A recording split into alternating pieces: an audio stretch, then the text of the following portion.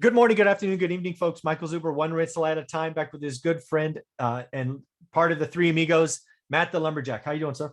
I am all those things and good. Yeah. Well, I am about to ask, this topic is going to be my number one question, meaning I get this question more than any other question.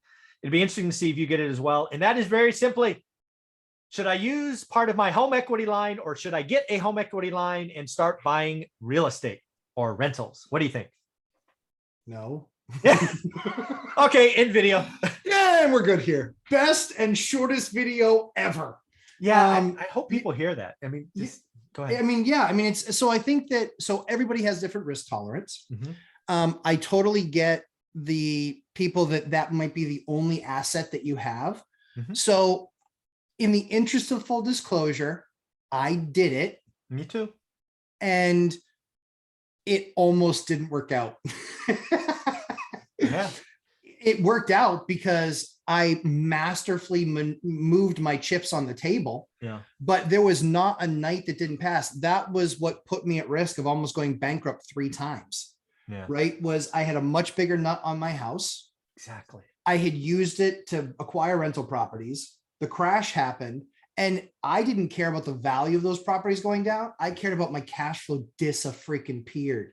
Yeah. I mean, it did the best Houdini I've ever seen. Literally, I had 6 people paying, 2 triplexes. I had 6 people paying. Within 60 days, I had 1 person paying. Ouch. Yeah. Yeah. So that's what almost, and then I got hit with a lead order and then. Yeah. Because that's when everything starts to stack. Yeah. I've seen the house of cards break on people. Mm-hmm. I keep telling people, I knew a guy that was legit worth 10 million bucks plus. 8 figures. 8 figures, yeah. And he was once the first domino or card or whatever you want to call it fell, he lost everything. Yeah. Everything. Yeah. And again, my personal baggage, story, history. I lived in a house as a kid that was almost foreclosed on repeatedly. Mm-hmm. And I mean, I remember having a going away party as a kid where the neighbor kids were signing shirts and "We'll miss you" and all that gobbledygook. And I never want to see a family go through that. Yeah. It's horrible. So generally speaking, I am not a huge fan of using your home equity line. Again, like video number 2 from today, too many people are like, "I'm ready, Michael. I get it. I got $100,000 or $50,000 in my house. I'm going to use it and I'm going to build an empire." I'm like, you don't even know what you're doing yet. You haven't learned the market. You haven't done the coursework. You haven't done anything. All you're doing is going online and you're walking into a casino as a brand new investor and you're picking a single number on the roulette wheel. It might work out.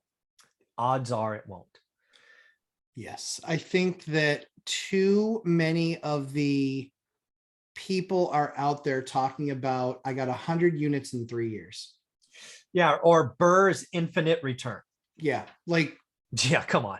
Yep. Good luck when the market goes flat or down. Woo. I will enjoy buying your assets at pennies on the dollar from the bank with your ruined credit. Yeah. Because it's, one of the things that I think a lot of people don't know yet is that, because a lot of people are still working kind of on their first 10, Mike. Yeah. Is that when you get into the big boy club, when you're not doing those Fannie Freddie backed mortgages anymore, they look at the seasoning, the age of your units, and then they look at vacancy rates, they look at maintenance rates, they look at all of these things, because now you're playing with the big boys and they want to know that they're going to get paid back, not feel like they're going to get paid back. Bankers are not stupid. They also know that rates are going to be going up in the next few years. So many of them, even though they're not saying it, and I know who you are, even though they're not saying it, they're looking at what they believe rates might be in the next 2 to 4 years when a bunch of their loans are going to reset. And they're saying, okay, based on what this guy's doing now, based on his capital reserve, let's stress test this guy. And guess what? You go to 7% or 6%, and then you wonder why they stress tested you. They didn't tell you they stress tested you, and that's what's taking much longer. But then they go, yeah, no, we're not going to do that loan with you. And it's because they say, or they'll say, I'll do the loan with you, but you got to bring $100,000 to the table and bring down exactly. And they're like, "Oh, pucker up." Yep. So bankers are not dumb. They do this and they're working on the margins. So they Absolutely. have to, largely speaking, be right. Oh, yeah. So they will look at your deals. And if you have 100 units in 4 years, here's what I can promise you. They're not very well seasoned, and you probably don't make a lot of money on them. And it probably also wasn't your money. Yeah, exactly. Oh, my But God. mainly, you probably don't make a lot of money on them. So Mike and I don't boast about the number of units that we have because, quite frankly, it doesn't care. What I'm far more happy about is my return on capital from my deals, not the number of deals I have. It's all about region. My little soldiers that are gone out and back in 2004 and 2005, they are still working for me. Oh, my money babies have had money babies. Money babies. I got many generations of money babies. I got generational money babies. I love that. We should get a shirt that says money babies. I'm going to send that to my team and create me a shirt. Money babies. Oh, I like that.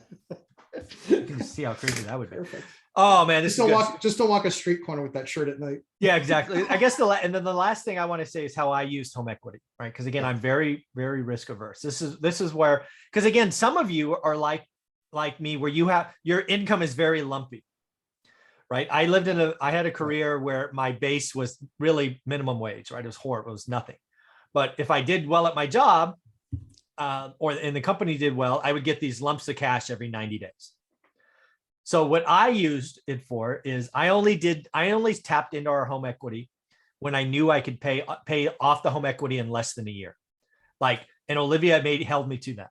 Yeah. Right. So I do have that one exception, right? Home equity could be, if you happen to do that, or you have a tax return or whatever, right? And you can pay back your home equity line in less than a year, do it. I just won't I don't even have an equity line on my house today. It was turned off, I don't know, 8 years ago or whatever. We just never put it back on.